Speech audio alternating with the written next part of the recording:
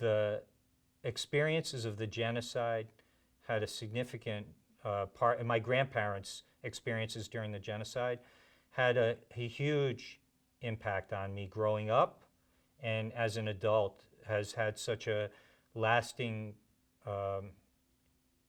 influence on the work that I do, my involvement in the community, and it's the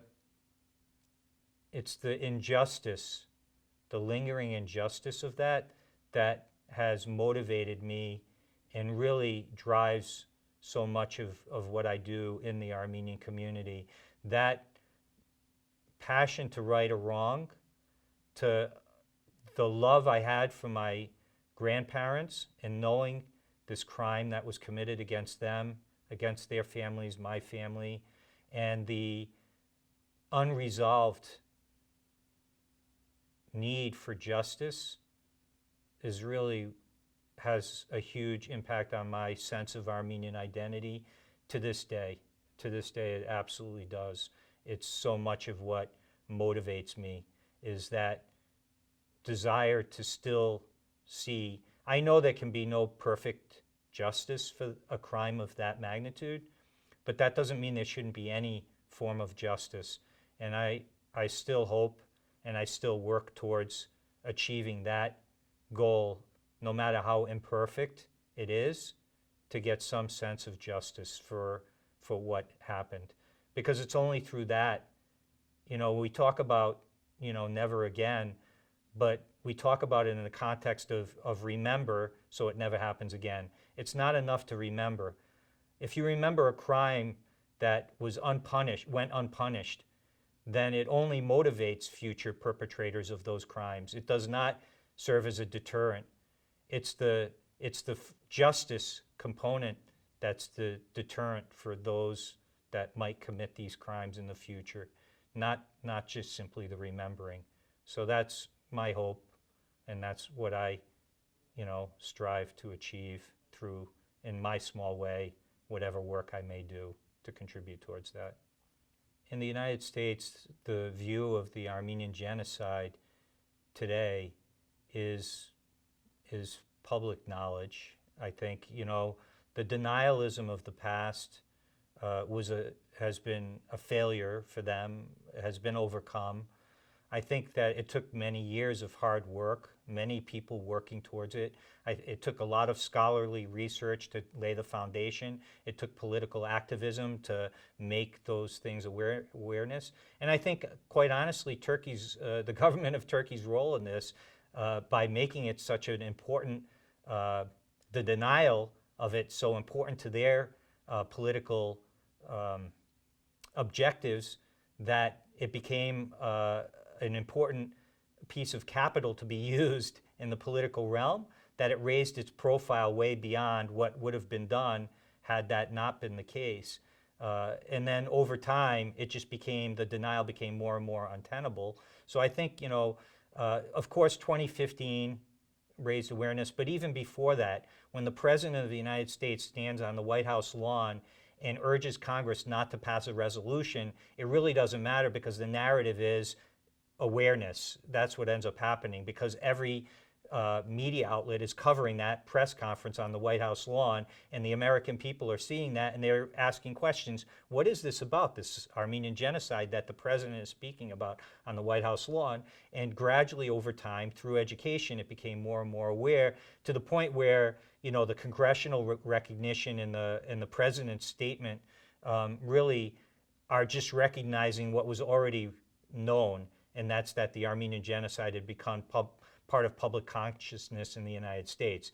Now, that doesn't mean that Turkey and its advocates don't still strive to roll back the clock on that, to turn back the clock and insert denial. Honestly, to be an Armenian today is not a safe place to be.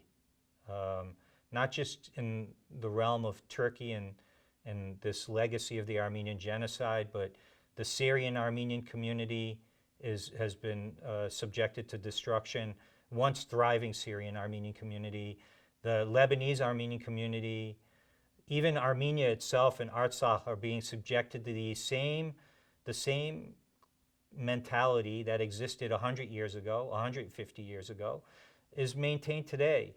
And there's really no security there. So when you talk about Armenian identity today, you have to understand it in the context of the insecurity that exists for Armenians to live as a people in their homeland.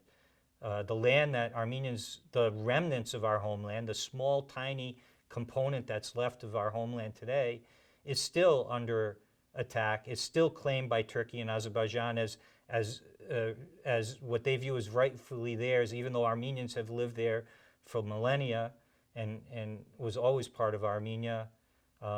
It's still claimed. So these issues that we talk about today and these experiences that we just spoke about still exist. And in fact, there was, a 44-day war that took place last year. Azerbaijan, with the assistance of Turkey, attacked Armenia and Artsakh, Armenian territory of Artsakh. And after that war, I traveled to those areas, and I can tell you that I see the same sorts of things transpiring as what transpires in the traditional Western Armenian homeland that's now part of Turkey. And what does that entail? First of all, there's no more Armenians living there. Second of all, any evidence of Armenian culture or any Armenian structure are completely wiped out. It doesn't matter how important they are culturally to humanity. They are wiped out so that there's no evidence. And then what's left is to say Armenians never lived here to begin with. And that's what's transpiring.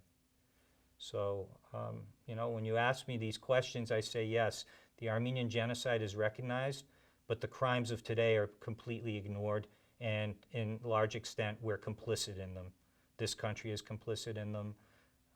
Other countries are complicit in them, in not allowing a people to live on their homeland that they've always lived in for millennia. You can see the linkage now. It's in front of you. It's on my shoulder. It's transparent. It's written across my face. The continuum from what my family experienced 100 years ago during the genocide to what my people are experiencing today. That continuum is there. It's written across my face, and this is how it's impacting me as an Armenian, even though my parents were born here in the United States. I was born here in the United States. For all intensive purposes, I am an American. Everything about me speaks as an American, but as an Armenian, this is what you see, and this is what you get, and this is why you'll see it on people like me.